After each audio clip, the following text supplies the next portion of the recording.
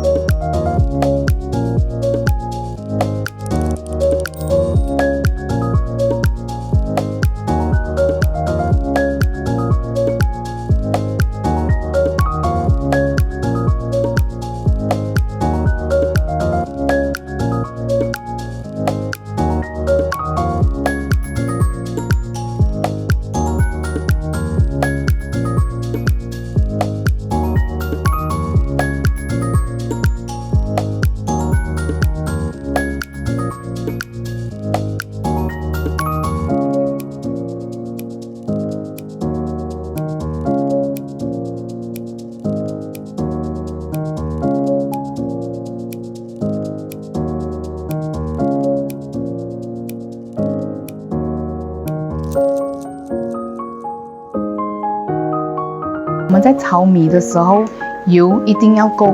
如果油不够，你包的粽子煮出来过后，你要开起来的时候，它就会粘着叶子。